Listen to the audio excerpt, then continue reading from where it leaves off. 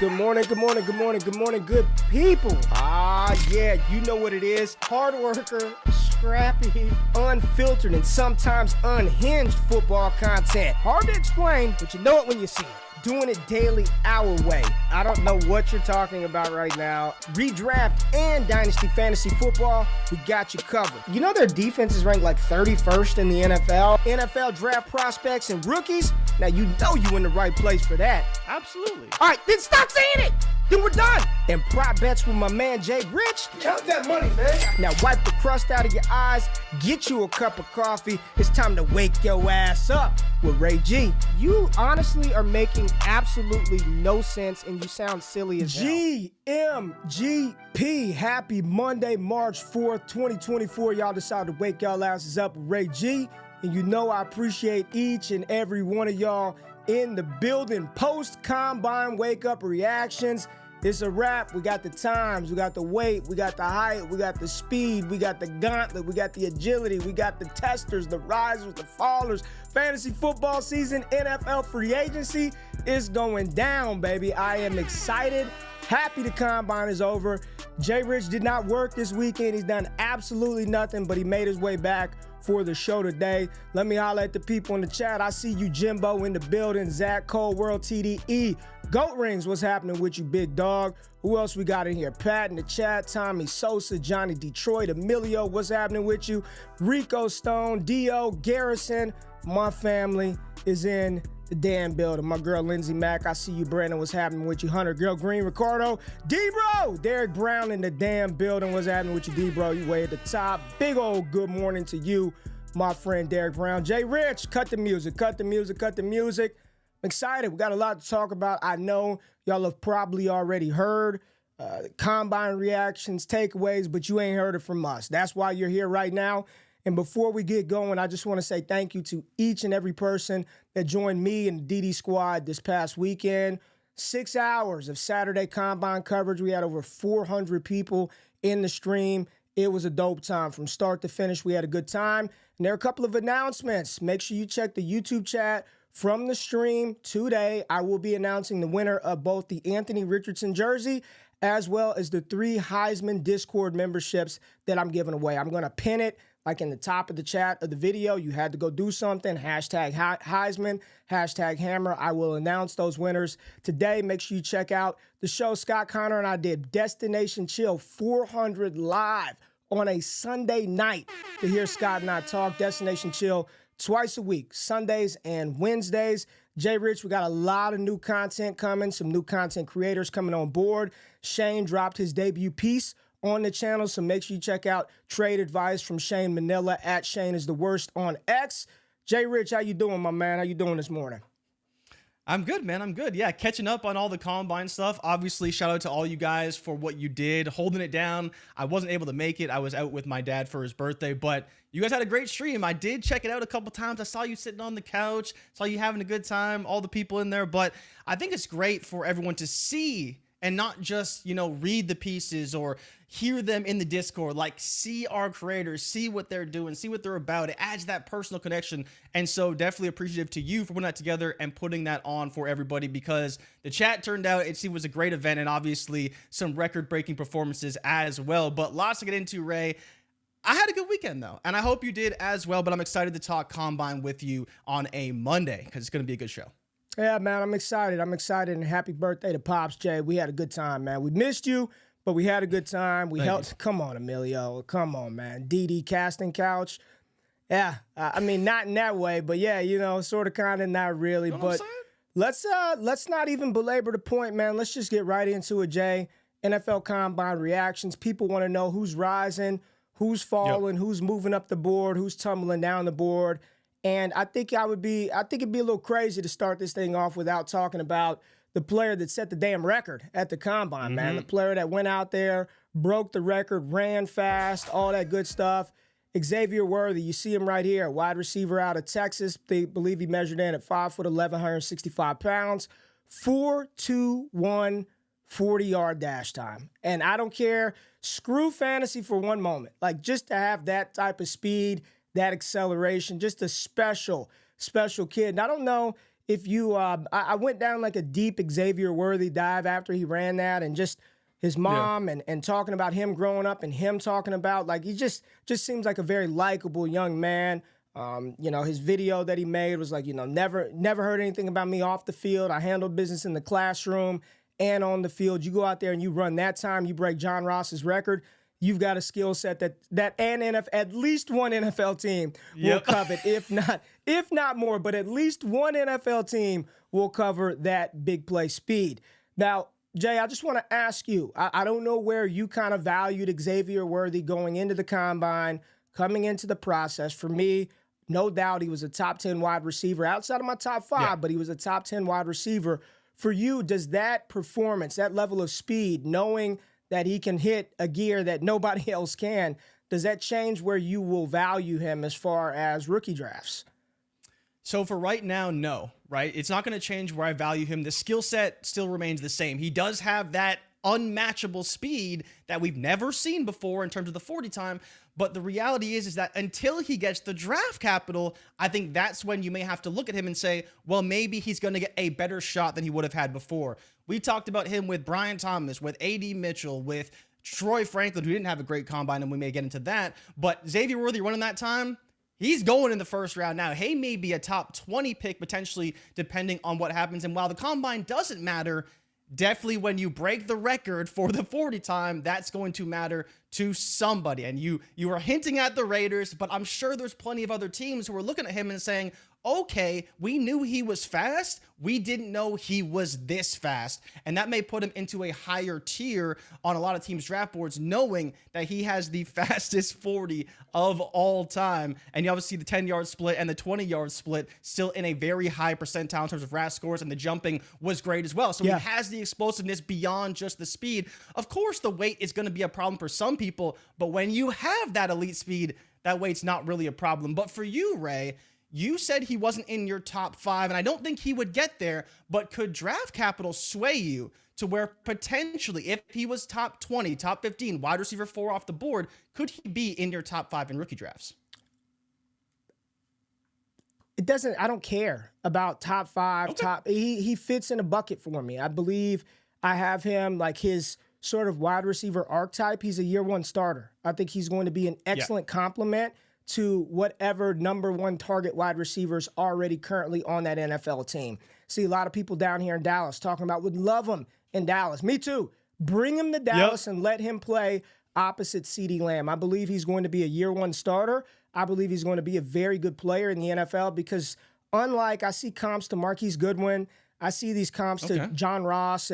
He is a much better route runner. His route inventory is way more robust than those guys. There are some glaring inconsistencies in his game. I don't care how much you love him or not. He's got to work on the consistency, bringing the ball in, doing the one thing that wide receivers are supposed to do, which is consistently catching the ball. But when you have that type of speed, it changes the math on defense. And as an offensive coordinator, that is a weapon that you can deploy not only to get him the ball, but to open up other areas of the offense. So for me, I kid you, the 4-2-1 did nothing for me to move him up or down. He still falls within the same tier, and depending on where any one of these 4 or 5 wide receivers go, their landing spot, their opportunity, I believe all of these guys, Jay, are going to get similar capital. They're going to be top 40 picks. Adonai Mitchell, Xavier Worthy, Lad McConkey, they're all going to be top 40, top 50 picks at worst. Even we didn't even talk about a Roman Wilson, and I know people don't like Keon Coleman now, but I don't know how much that combine is going to impact his draft stock. Maybe the community sentiment amongst the fantasy space, but come April, I still believe all of these guys are going to be top 50 picks. What you're going to have to try to ascertain and kind of parse together is the fit, the landing spot, the scheme, the opportunity. I just think it was good for him to go out there, put on a show, and he cared. Like, he wanted to hit it. He had already run a 4.25, and everybody was like, no need to run again. And Xavier Worthy was like, hell to the no. I'm running again, and normally the second 40, you don't see him get faster on the second 40, right? It's you're tired, nerves, whatever. He got faster. Not only to get faster, he set the record. So I thought it was an incredible showing from him. I was very impressed by his vertical jump and his broad jump, but I don't know where the hell you've been the past 3 years of college football if you didn't think Xavier Worthy was fast. So check those boxes. Very good player, going to be an amazing compliment to a number one, but I believe he's a year one starter. He falls in that wide receiver archetype tier for me, is a year one starter, difference maker on the offensive side of the ball. Another University of Texas wide receiver, Jay, that went absolutely nuclear and is getting a lot of love in these streets, a player that I have liked for a very long time. I've talked about him on the show multiple times, but Adonai Mitchell out of Texas put on a show himself, coming in a little lower. Both these Texas guys coming in 2 inches lower than their listed height, right? Xavier Worthy, 6'1", comes in at 5'11". Adonai Mitchell, 6'4", comes in at 6'2". But he went out there, Jay, and not a soul thought he would be, a low 4.4, maybe he hits that mid 4.4 range. Nah, man. Adonai Mitchell went out there and ran a damn 4.35 at 210 pounds, 6'2". Smooth playmaker, man. And I know there's a lot of there. I want to say a lot, but there are some people kind of poo-pooing, and it's just funny how we flip the narrative and we pick and choose which ones we want to believe in and follow. Worthy, he runs a 4.2. He's wide receiver 1. Adonai Mitchell, I don't like him. He ran a 4.3. He stinks.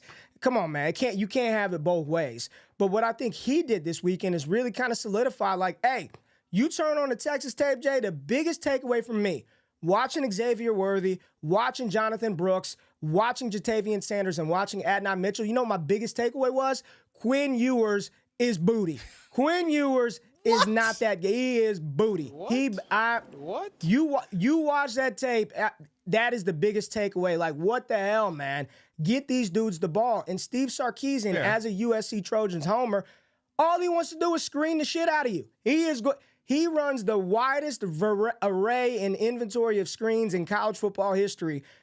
Get those guys a quarterback, man. Adonai Mitchell went out there, Jay. Check out his athletic RAS score. 9.98, elite speed, 10-yard split, 2/100th of a second slower than Xavier Worthy, which just shows how much burst he has. 4.34, official time at 205 pounds. He is already, he was one of those guys that was like a fringe first rounder, Jay. As I sit back today, I know there are a lot of people in the chat saying X is locked into a top 15 pick in the draft. I don't know. Maybe. Okay. I'm not sure. 100. Like, I don't know. I can't sit back. I know Odunze is going in round 1. I know Brian Thomas Jr. is going in round 1. I don't know if X, but that next guy. I don't know. I don't know. But I thought Adonai put on an incredible performance at the Combine, Jay. What were your thoughts on just those numbers really quickly on Mitchell? Because I really want to get into Lad McConkey, Odunze, and some of the running backs. Yeah, so like you mentioned, right, he's in that bucket with a lot of guys. And I think what people need to understand is that everybody in that tier had a good combine for the most part. Like, they all ran fast, they all jumped well, so they didn't really separate themselves because they were all just really, really good. And we'll get into Coleman, but he was really the only one that kind of disappointed to some degree relative to his peers in terms of draft capital. But that's going to happen, right? But Mitchell obviously ran fast, and as you mentioned, only ran the 40 once, ran his 4.34, and he's like, I'm good, right? I don't need to run any faster than that. He was the fastest of his heat and was obviously great. A little inconsistent in the routes, but I thought the hands were great. Obviously, the size is phenomenal. And if you're looking for that X, he's a guy who can definitely play that role. You talk about a Worthy, a player who can be an X, but as you mentioned, and people need to understand this, some teams may draft him in the top 20 to open up the rest of the offense, not so he can get the ball. But I thought both had great combines, and Texas definitely showed out at the combine, and the questions about Ewers are definitely valid. But I'm excited to see where AD Mitchell goes. As you mentioned, probably a fringe first rounder. But I do think Worthy is locked in. Oh, you saw the breaking news? We got some news, baby. We do have some news. Yep. What's the news, Jay? So, Ray, we do have an official deal finally. We were waiting on this. Mike Evans is returning to Tampa Bay, 2 years, $52 million. I believe it was $35 million guaranteed. Brandon just texted it to us. It's been flying in the chat. But Ray, how do you feel about this? How do you feel about Mike Evans staying in Tampa Bay? Because I personally don't like it for fantasy, but happy Mike Evans got a deal. Why? He was good for us last year. Let him stay in the situation that he knows with the quarterback. Okay, but what about Canales, though? He's got... See, That shut you up real quick. You're No, like, oh, we like it. Canales. We like what Canales. is he getting? 2 for 52? Yeah, 35 guaranteed. So first year fully guaranteed. Second year he'll probably stay for both years. So Go get that bag. Yeah, This is his last. This was his last payday. He's in his same role. This is good for Mike Evans. I believe it's good for Mike Evans. So I'm going to assume that Baker Mayfield is probably also going to return to Tampa Bay. Yeah. So they run it back with that same offense. So from a consistency standpoint, you don't got to figure out and guess what's going to happen. I still think it's on the table for them to draft a receiver as a Mike Evans replacement down the line. I do think that's still a possibility, but at least we know where Big Mike is, and we can stop with the Kansas City Chiefs getting Mike Evans, and we can talk about the Chiefs drafting Xavier Worthy or Adonai Mitchell or Lad McConkey or one of those other receivers. Jay, you mentioned a name. And I want to talk about him right now. You mentioned the name Keon Coleman as a faller. Keon Coleman is somebody that seemed the perception is that this player is falling right now. And I get it. The 4.6 40-yard dash was not ideal for Keon Coleman. That's not what we thought he would run. That's not ideal. I totally get that. My question to you is, what the hell is up with we see these 40-yard dash times, and for those people, I said this yesterday with Scott, and I said this on the draft stream. If your technique is not right, you will not run that fast. I mean, it's track, man. If your head isn't down, if you're not in your drive phase, if you lift your head up too early, it's all technique. So I don't know. Some guys just got God-given speed. And they can go down there, blast out, and you could watch Xavier Worthy run it. He looks just like a sprinter. Drive phase, head down, doesn't lift his head until 15 meters down the track. Keon didn't run a good 40, but the gauntlet, fastest time through the gauntlet, GPS-wise. They were talking about Puka Nacua did that drill. And there were some some people within NFL circles talking about those drills being so important for specific teams. And the reason why staying online during the gauntlet is important for a team like the Rams is because the array of crossers and dig routes that they run. And you've got to be able to stay on that path line, catch the damn ball, don't drift back towards the safety, defensive back undercuts it, it's an interception. You've got to do what you're supposed to do in that route. And these drills, maybe while they're not important from a fantasy perspective, NFL teams are looking for certain things. So when you look at what Keon did in that spot and with his size, and this is my thing. I think us armchair scouts sitting back like the poo-poo, a 4.44, a 4.52. When you're on the field, like, that shit is negligible, man. Like, you're not, that's still moving. 4.5 is still, that is still moving. And on the field, there is a difference between a testing straight line track speed and catching a pass, accelerating up. There's a big difference between play speed and track speed. Keon really didn't fall a ton for me. He's exactly where I pegged him in to be from the beginning. And I think this is a big thing that we got to do. What are your expectations for these cats? My expectation never was for Keon Coleman to walk onto an NFL team and be that team's #1 receiver. My expectation is still the same. My expectation for Coleman is I'm hoping he can develop into a high-level #2, a quality #2 wide receiver for a team's #1, to a CeeDee Lamb. Just imagine if A.J. Brown was still in Tennessee, you put Keon next to an A.J. Brown, or just like they put Jalen Waddle and Tyreek Hill together. That's my expectation. I'm going to just get this out of the way.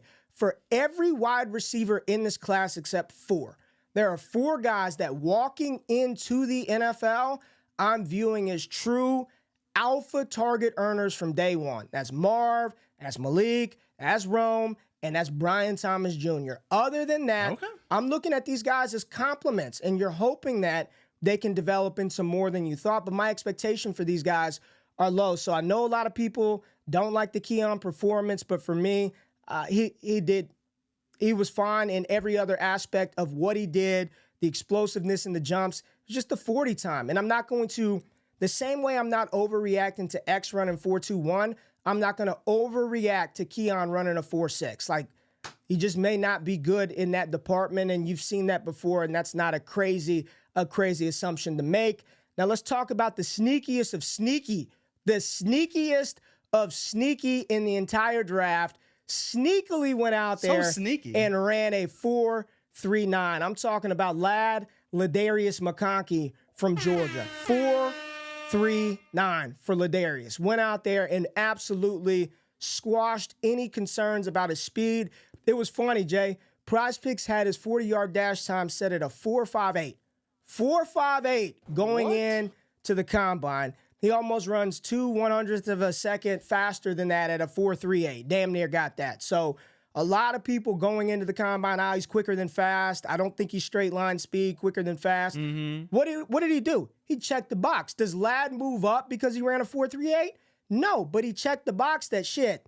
I am a little more versatile than just a slot guy. I can play on the outside. I've got the speed to hit the home run. Talk about our boy, Ladarius McConkey. Man, I love Lad McConkey. Like, you talk about guys that can be target earners. I think he is a guy who can be a target earner very early in his NFL career. And, you know, like you said, maybe it's not always going to be outside, but that's okay. We didn't expect that in college, but he definitely showed both at the Senior Bowl and at the Combine that he can probably play wherever you need him to play. And I think that's where you look at a player like Puka Nacua, and why his skill set was so great was he did so much on the boundary, but you knew he was great over the middle as well. And so when you have these players that can do a bit of everything, they can fit into a lot of places and work in a ton of different offenses. And that's one of the reasons why I love Lad. And I think he's going to be dynamite at the next level. Like, he's a player for me that for fantasy football, you should want and may fall a little bit. People will prefer an X-Worthy. They will prefer maybe even a Troy Franklin because of this home run speed, the touchdown upside. But if he's going to be a guy who can get you 80 receptions, 1,000 yards potentially, like, that's great for fantasy football. That's what's going to consistently get you points each and every week. And just with the separation skills that he has, I love his hands and the way he ran the gauntlet as well. Now, it wasn't as fast as some other guys, but just the hand placement, the way he catches the ball. Obviously, we know the route running is phenomenal, and he has the speed. It is confirmed. At that point, I see no reason why he can't be the wide receiver 4, the wide receiver 5 in this class. It's just because of what he is and how he's been personified throughout his entire career, it will be difficult for him to break that mold, but he did everything he possibly could to show that he can be a dominant wide receiver in the NFL. And for me, man, I love Lad. Like, absolutely love him. D-Bro hit us with the sneaky fast. Yeah, D-Bro. He is the sneakiest wide receiver. Like, Ray, he's Alec Pierce with a polished route tree. Like, take that in. I'm going to stop you right there. That's blasphemous to even compare the two. He's much better. I'm just saying, he's got the speed. Like, he's got that speed. Did you hear Mike Renner's comp for him pre-combine? Was it the Antonio? He was the Antonio Brown one, right? Yeah. AB. Yeah. AB. Let's talk through a couple of other receivers, and I do want to just touch on Brian Thomas Jr. because I believe he's got a top 10 RAS score all time at receiver. I believe it was either top 10 or top 24. I'm not sure which one it was, but my goodness. And at 6'3". My God. Brian Thomas Jr. And I'll just say this is the laziest of lazy scouting, but it applies. The last time LSU had 2 studs like this, it worked out pretty damn well for us in fantasy. So give me all the Nabers and give me all the Brian Thomas Jr. I do want to and I know this is a guy who was already billed as a top wide receiver in this class, but probably had the best overall performance. And I asked this question, Jay. I asked the question pre-combine. I said, man, is there anything Rome Odunze can do? Did I do this on Wake Up? It may have been Wake Up. You might have. But I said, is there anything Rome Odunze can do to jump Malik Nabers, since we knew Nabers and Marv weren't tested? Oh, Ray, you lost your mind. You're batshit crazy. Ain't no way. Nothing Rome could do. Man, I'm seeing tweets. I'm seeing Marcus Mosher tweeted out, I've never been so confident and sure a wide receiver hits like I am Rome Odunze. He goes out there, damn near breaks the 3-cone record. He runs a 4.4 at 212 pounds. He looks incredible in every receiving drill. His short agility times were out of this world. His leaping ability and the explosiveness, insane. And now I wake up this morning, I'm just scrolling the old timeline, right? Scrolling the old timeline, rubbing on my wife's booty while I'm laying in bed, just scrolling the timeline, and all I see is Odunze, wide receiver 2, Malik Nabers, wide receiver 3. All up and down the timeline. Rome 2, Malik is falling to 3rd. I just want to give Rome his credit, man, because he was good. You see his relative athletic score right here. Everything good to great for Odunze, and he put on a performance. He is built, he's solid. He looks like a guy that from day one, whoever drafts him inside the top 10, they're drafting a cat to come in, Jay, and be their number 1 guy from day one. I am so excited for this young man. We dropped a prospect profile on him. Yep. I have never called him my wide receiver 3. What have I called him, Jay?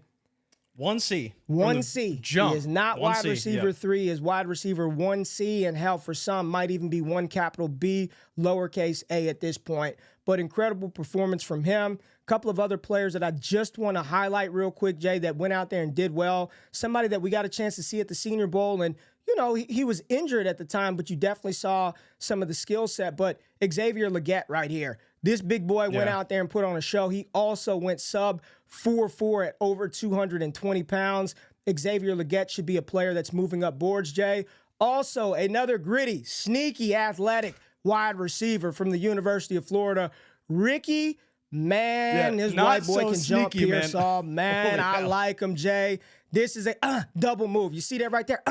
I'm going to make you miss right there. And say, oh, nope, can't catch me because I run damn near a sub 4.4 as well. And I can jump. I'm not Woody Harrelson in the movie with Wesley Snipes. I can catch everything, bring it down. Ricky Persall, we saw him at the Senior Bowl.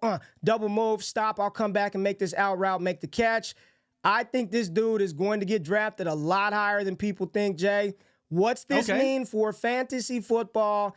I don't know, but I will take a shot on Ricky Persall. Roman Wilson also went sub 4.4 in the 40-yard dash. He didn't do any of the agility drills, but we got to end up with your boy, one of your favorite players at the wide receiver position, and just your thoughts on Troy Franklin and what people consider a down performance from Mr. Franklin.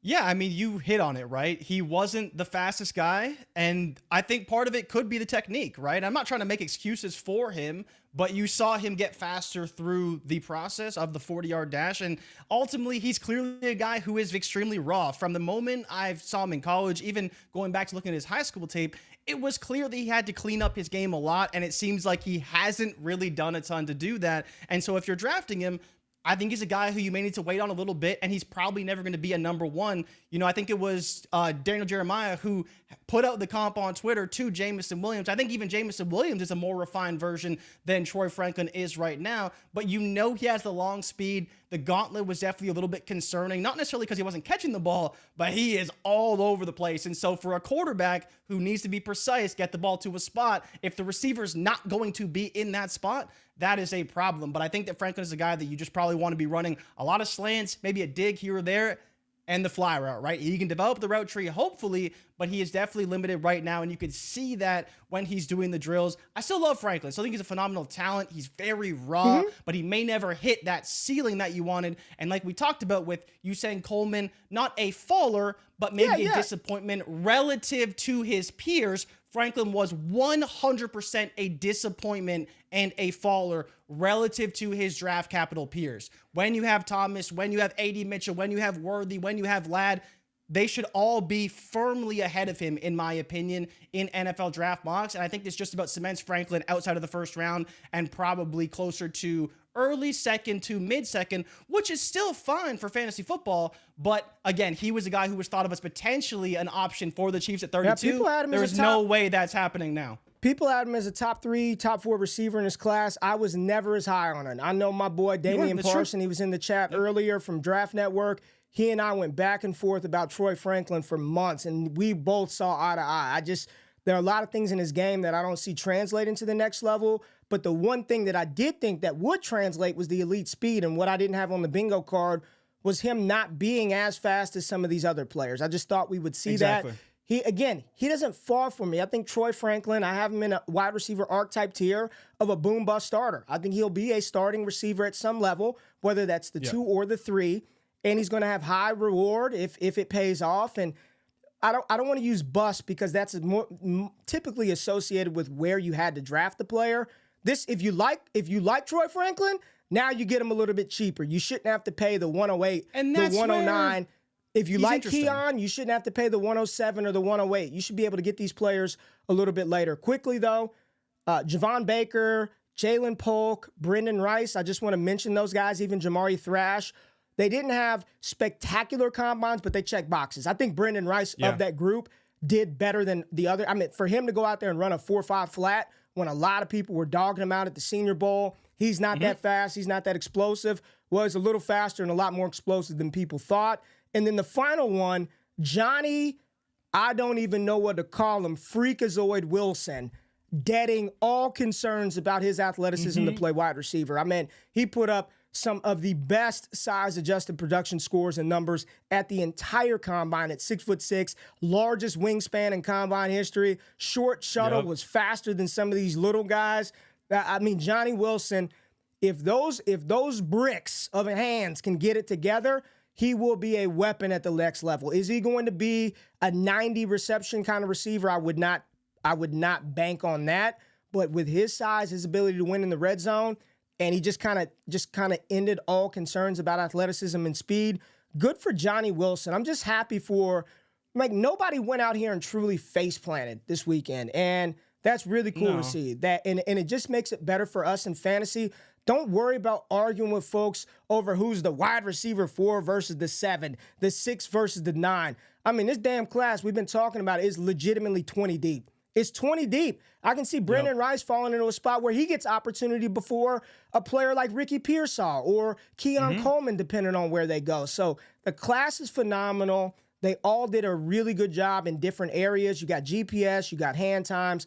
I thought it was a really good day for the wide receivers in general, Jay. But let's talk about the running back position and some really, really good performances from the running backs that we saw. And I'm just going to go over here and we're going to pull up the 40-yard dash for the running backs. And I mean, I didn't even know who he was coming into the damn combine. I'm not even going to lie to you. Isaac Garendo out of Louisville, 4.33 in the 40-yard dash. And this is where this kind of stuff a little bit matters. You need to have an athletic running back, right? You want to make sure you're drafting an athletic running back. Jalen Wright, 4.38. Trey Benson at 216 pounds. Jay ran a 4.39. You also had Marshawn Lloyd.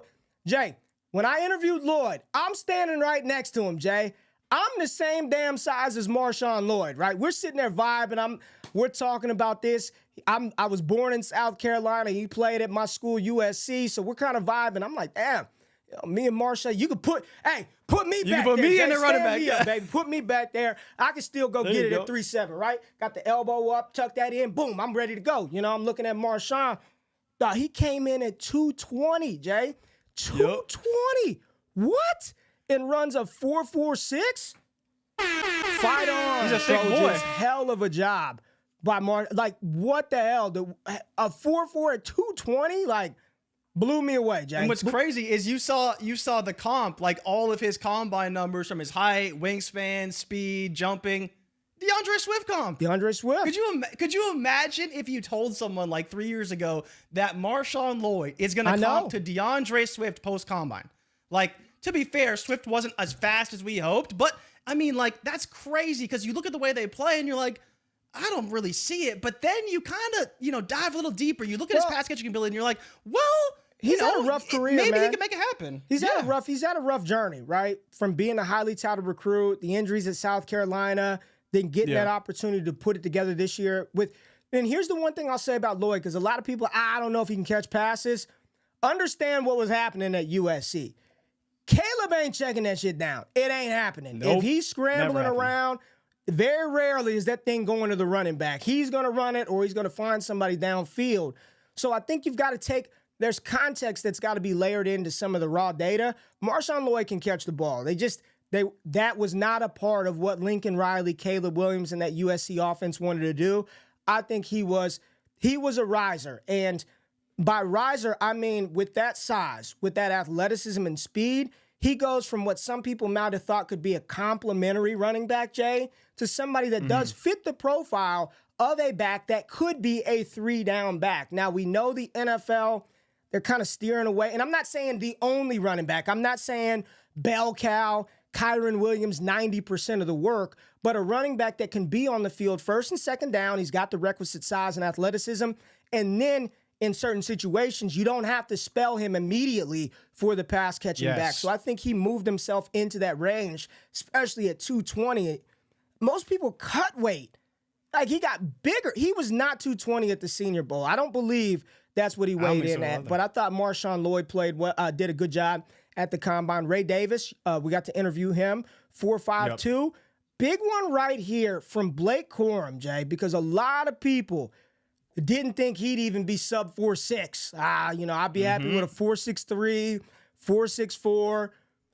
Corum went out there and ran a 4.53, dog. That is impressive for somebody that a lot of people had concerns about his size, about his speed, given his size. But hey, Blake Corum did a good job, and I think he cemented sort of his draft range to be in there with the Marshawn Lloyds, Blake Corum. 100%. It's going to be, Jonathan Brooks, Trey Benson, I believe, did the most to really help himself out. And there are some people, I know Theo Grimminger from Player Profiler, that's my dog. Theo's an amazing host and a really good college football mind. He said if you put them side by side, just size, speed, athleticism comparisons, it's a lot of Breece Hall when you're looking at Trey Benson with that size and athleticism. So I think walking out of the Combine, Jay, we feel a lot better about this class. And I know you see Bucky Irving here, who was a bit of a faller, but Bucky's going to be who Bucky's going to be. Like 4.55, it ain't blazing speed, but you turn on the tape, you can't tackle him.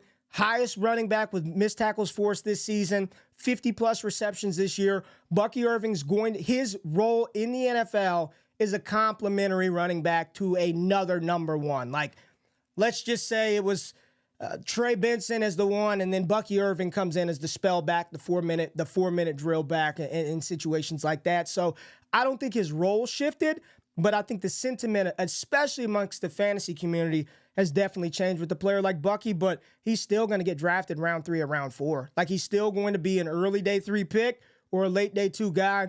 He's going to fit that skill set for a team, and then you've just got to kind of figure out what you want to do with him for fantasy. But I am a lot more bullish on this player, Jay, and I think I want to make sure that I get me some Kendall Milton. I was very impressed by Georgia running back Kendall Milton. Not a lot of mileage on him at UGA. They just rotated 1 million backs. And if you know anything about Kirby Smart, and I've said this on DD Airwaves for multiple years, you can go look it up if you don't believe me. Kirby Smart has said his pitch to 5-star running backs is, if you come to Georgia, I'm not going to wear you out. You are not going to get 300 rush attempts here with me. We are going to use multiple backs, and I'm going to keep you fresh for the NFL. But at his size, I believe his RAS score at 6'1", 200. How big was damn Kendall Milton? Let's see how big Kendall Milton was, Jay. 225 pounds. 6'1", 225. Ran a 4.62. His 10-yard split, Jay, I know y'all can't see it on the screen because I'm right here. His 10-yard split, damn near what Xavier Worthy's 10-yard split was, a 4.51. Very fast. Faster, and that's what matters way more, Faster 10-yard split than A.D. Mitchell. He had a 4.38 short shuttle. Like, this isn't like a top back. I'm not saying he's RB1, 2, 3, 4, or 5, but just throwing out a little bit of a sleeper there that I think I want me some Kendall Milton. I'm going to have a few shares of Kendall Milton come draft time, Jay. And then the one guy that, in my opinion, was a big faller, Jay, was Dylan Johnson out of Washington. That was a player that a lot of people kind of liked coming in, myself included. But we didn't know how athletic he was, and he just failed the test, man. He failed. He didn't check the boxes. It's not so much that he didn't run fast. You didn't do anything well, Dylan Johnson. So not good for Dylan Johnson. And you see Audric Estime down there at a 4.71. Again, nothing changed for me with the bucket and the running back archetype tier that I had him in coming into the Combine. He's a first and second down bruiser. He's going to go to a team and he's going to eat innings. He's going to go in there, run it up the A and B gap, get his carries. He's not going to catch a lot of passes. I don't think his role changes because he runs a 4.71. So as you sit back and you look at these times, you look at these speed scores, who is impressive to you, man, that really sticks out as a guy that you're like, man, I want a few shares of this guy in rookie drafts? I mean, I was definitely impressed with Jalen Wright. I loved the way he moved through some of the drills, and obviously the speed we knew would be there, but I wanted to see how he looked next to some of the other guys. You didn't hit on Blake Corum's agility drills as well, but he was in the top 3 for both agility drills. Now, a lot of guys didn't do the shuttle, but quite a few did do the cone, and he was one of the guys who was at the top. Or sorry, it was a 3 cone. There was only 6 guys who did it. He was a 6.82, which is very good. Sub 7 is very good for running backs. And then you talk about the shuttle drill. He was in the top 3 in that as well. So it's not just the fact that he's big and strong and a great runner. He's showing it with the agility drills as well. I think you're talking about, some of the other guys, like Milton was very impressive. I did like the movement of Davis. It didn't really show up so much in the drills, but you see it on the field. And obviously the pass catching ability we know is there. I think one of the guys that surprised me a little bit in the drills was Dylan Lobb, because we did see him in Mobile and he did look pretty good, but in the drills he looked not so, it's just the fluidity wasn't there for me. It was very odd because I thought I saw it in Mobile, but in the drills, maybe he was nervous, maybe he was stiff, or maybe he just wasn't really cutting the way I expected him to. But Benson was another player, Ray. Did you think he looked stiff in the drills? Because I thought he did look a little bit stiffer than I was hoping for, potentially, for a guy who's going to be a top running back. Like, I would much prefer the movement and what I saw from Blake Corum than a Trey Benson. Even though he's a little bit slower, you talk about the split and just hitting the hole. Take a Kendall Milton later on. Where do they know that land? he can hit the hole quickly. Where do they land? Like, so ultimately, like, when it's all said and done, this is just me. You ain't got to agree. Nobody's got to disagree. We're talking about fantasy football, right? I'm not the damn GM trying to win a Super Bowl. Unfortunately, I don't have that role in life, so I don't give a shit about what they can actually contribute to the team. I'm talking about for fantasy production, like where they land, dude. Where does Lloyd go? Lloyd goes to the Jets? Yeah. Why? Like, damn. And we don't think these things can happen, but they absolutely can. He goes to a spot to where you're just like, my God, like, why on earth would they draft him? Like, yeah, they're going to fall a little bit. They're good, talented players, but the reality is, like, Blake Corum, Marshawn Lloyd, Trey Benson, Jonathan Brooks, Jalen Wright. Those are the 5 running backs that I have right now in my RB archetype tier that profile as having 3 down capability. And that's a very big word in the ranks, in the tiers. Capability. The reality is, Jay, I don't think any one of these 5 would even be top 6 in 2025. I would probably take the top 6, 7 running backs next year over any one of these running backs. And without hesitation, give me Hendo, give me Judkins, give me Gentry, give me Omarion Hampton. They're Ollie Gordon. You're 9, 10 deep at running back in 2025. You're just hoping that what you're hoping for these players, regardless of how much you like them or not, you're hoping they land in a situation that yields some immediate opportunity early, that you can, even like a Dameon Pierce, and who cares what Dameon Pierce ended up becoming, you knew that his rookie year he was going to get carries, right? I don't want another Kendre situation to where you've got a back that you like, but he's parked behind Alvin frickin' Kamara. Ain't no rookie taking Kamara off. It's just not happening, bro. It's not happening. I think there are a few landing spots. You look at Baltimore, everybody's going to point to Dallas. A lot of people talking about the Rams, but you're looking for these guys to hit a spot to return you some immediate return right now. I don't care about what they're going to do in 5 years. Here's a bet I'm willing to make, Jay. In the next 3 years, I don't think any one of these running backs will be valued as a top 8 dynasty running back. Not one of them. Okay. I don't think so. How far would you? Because I would go all the way to like 16. I wouldn't. I'm just at that point. But at that point, we really don't care. But when I'm talking about an elite, difference-making running back, I don't think any of them are, and that's okay. They're going to be role players. They're going to serve a purpose for our rosters. But I'm not about to blow a load over any one of these running backs today. The best part about this class is more of them did better than expected, and that means that those seconds and those thirds and rookie drafts just become more valuable because you can get a Ray Davis later, a Braylon Allen, a Audric Estime, a Kendall Milton, a Tyrone Tracy. You can get one of these guys a little bit later, and you can kind of squint and say, okay, they might be able to get a couple of carries on this team at some point in time. But overall, I mean, good times for these running backs. I thought Marshawn Lloyd, big-time winner. Trey Benson won. Jalen Wright won. Yep. Blake Corum was a winner yesterday over the weekend. And like you said, Dylan Lobby, I thought he did a really good job out of the backfield as a pass catcher. And him coming in at 209, now we don't have to comp him to white Kyle Juszczyk, because that was what everybody, it's Kyle Juszczyk. There ain't no damn Kyle Juszczyk.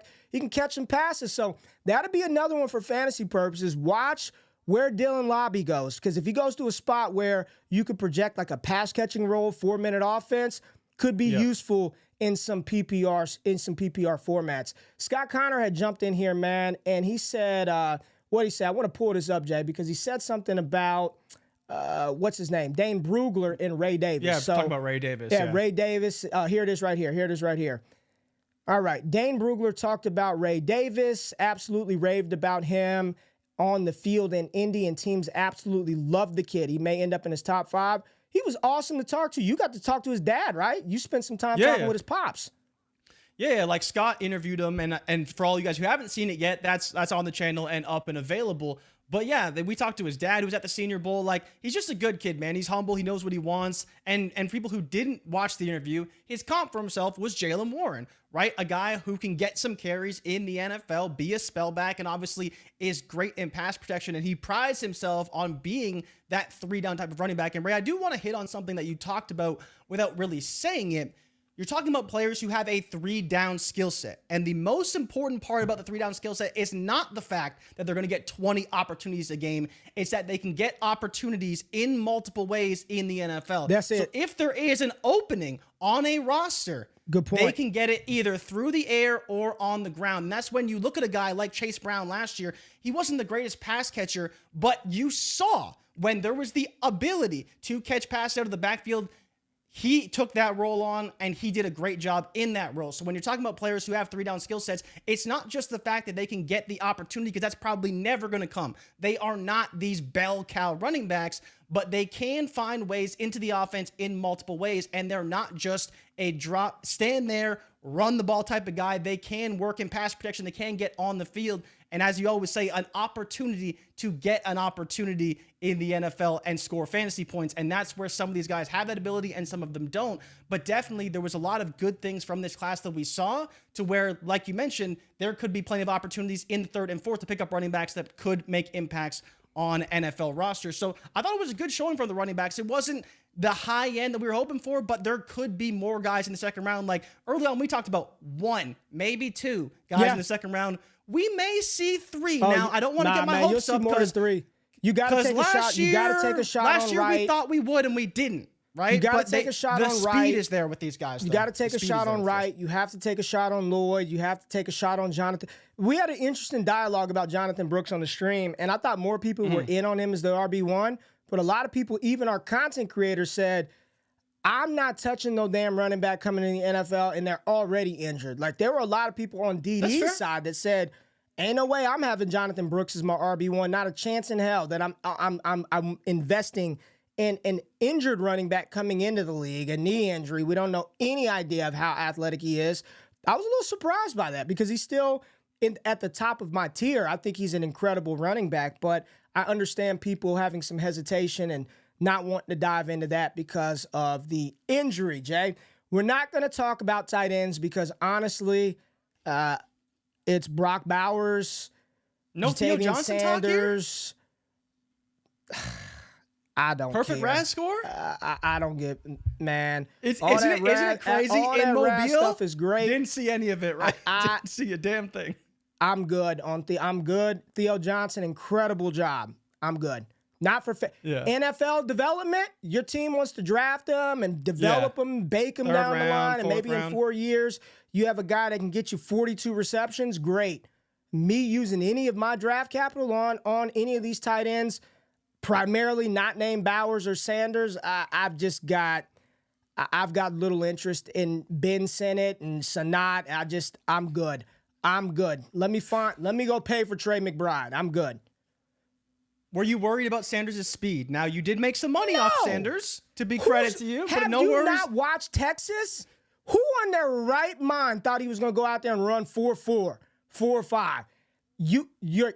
you're sniffing crack if you sniff crack. I don't do that, but that's what you're doing if you thought he was running anything other than a 4.6. He ran what his tape shows. Jatavian Sanders' game is not a burner. That's not what he does. He's got a robust route inventory for a tight end. He's got strong hands when he's at the catch point. He's physical down the field. Like, that's what he is. He ain't no damn 4.4. He ain't 4.3. That's not his game. And if you've watched any of Texas play, you wouldn't have been shocked. But yes, he ran a 4.6. That's what he should. So run. How do you feel about his draft stock now? Do you think it's falling a little bit with the combine? No, man. No, you think he's still firm second rounder? Yes. Big, he's fast enough. And I think we react way more to 40 time than the NFL does. From people that I've talked to in the NFL space, from the scouting community, we in fantasy get a hard on or become flaccid over 40 time way more than people in the league do, man. Puka Nacua didn't run no damn 40, and he got on the field and he could play and got opportunity, right? Like, it's cool. It's fun to talk about. It's good to check the box to make sure you meet the minimum required threshold. But other than that, I'm not rising or dropping a player based on a damn 40. The thing that is impressive is when you see a guy that you didn't think had that level of speed and then they check that box, you're like, oh, baby, I didn't even know this was capable for you. Even better, right? Or the disappointment comes from a player that you thought should be really fast, like a Troy Franklin, that wasn't. Again, I'm not knocking him because of that speed, but what it allows other players to do is, well, I like these guys very closely, and this one's got a little more athleticism. I'm just going to place that player on top of that. But let's wrap up really quickly talking about the quarterbacks, Jay. J.J. McCarthy, 220 pounds, 219. A lot of people thought he was going to come in at 200, 201. He comes in at 220, looks built, put together. I think he helped himself from that regard. Michael Penix, he did what Michael Penix was supposed to do. He put on a clinic throwing the football. That's what Penix, you let Penix stand back there, Penix is going to dissect you. Now, it was funny watching the commentary around these quarterbacks because it wasn't the best group of quarterbacks throwing the ball to receivers. A lot of the stuff out there was showing Joe Milton's 100-yard pass, and people like, if only that would translate to actual production on the field. I don't think Michael Pratt did anything. No Jordan Travis. You had Kellen Mond and Trace McSorley out there throwing the ball to receivers. And then there was some discourse about McCarthy. He's very polarizing. There are some people who love him and some people who hate him. And the people who hated him, all they pointed to all combine, airmail out route. He can't throw an out. He can't throw an out. He's airmailing it against nobody in pads and shorts and T-shirts, and he can't hit. Y'all, they ain't play with these receivers. Like, this is a very difficult thing to do. It's hard for them to do it in Mobile, and they're around each other for a couple of days. Like, you're going out there, you're throwing and every rep up, it's a different type of receiver. You got one rep, you're throwing to Johnny Wilson, and the next one you're throwing to Malik Washington, who's 5'2". Yeah. Then you gotta hit Lad McConkey, who runs a 4.3. It's difficult to complete passes in those drills. But my question to you, Jay, really quickly, is there any shot that a team takes Michael Penix Jr. in the first round? Because right now it feels like he and Bo Nix are sort of slotted in that second. You think Penix slides into the back of the first, man? I don't think he does, only because of the injuries, right? If he was a guy who came in pretty healthy. Medicals came out. All I'm saying is don't use that anymore. It came out clean. The injuries should have nothing to do with it. You can come out clean, but when you know someone's torn their ACL 2 times, like, that's a problem, right? He could have the best doctors in the world, but he's still torn his ACL 2 times. That's never going away, right? So I think he had a great combine. He threw the ball very, very well. We fully expect him to do all that. So he did what he was supposed to do. But I think the more surprising part for me is not so much is should Penix go in the first round, is that why is Bo Nix still a first rounder? Like, there's still people who think that Bo Nix could be a back end first. And if it's my money, I may just bet on the passer that Michael Penix is instead of taking Bo Nix in a higher draft slot. So for me, it's not so much about should Penix be a first rounder. I think he could be, right? If I was picking a quarterback to take in the back of the first, it would be a Penix over a Bo Nix, even with the injury concerns, because I know that he can make all the passes.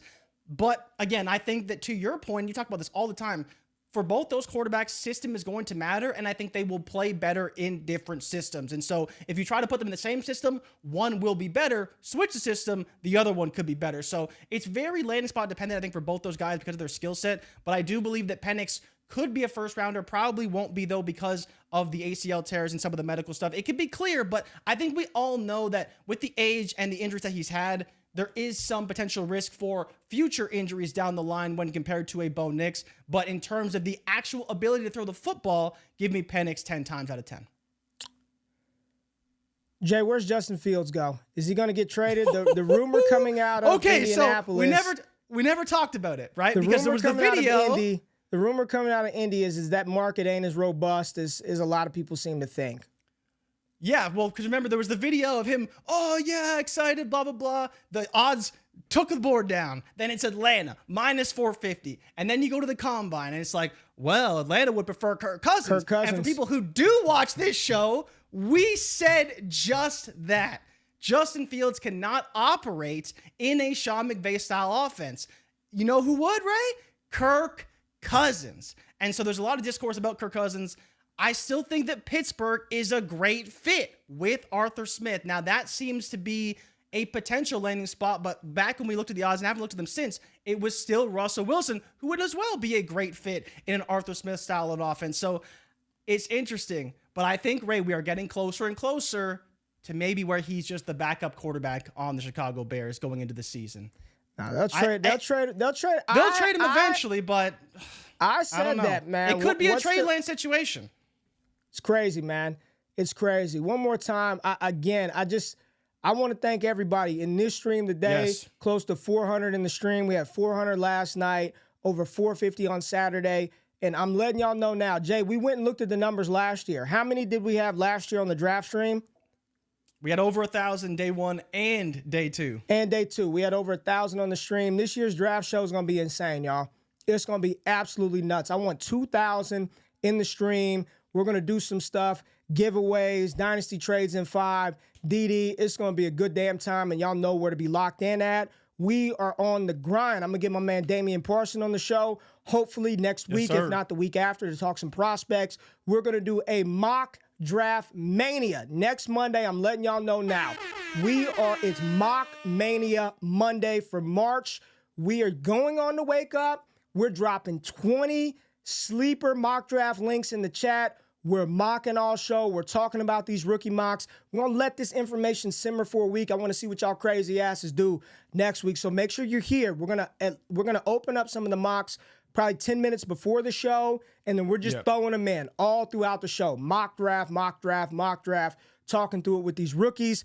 We got more content this week, prospect profiles, podcasts, articles, websites, Discord, all that good stuff. Y'all make Monday great. We love y'all. We out of this thing.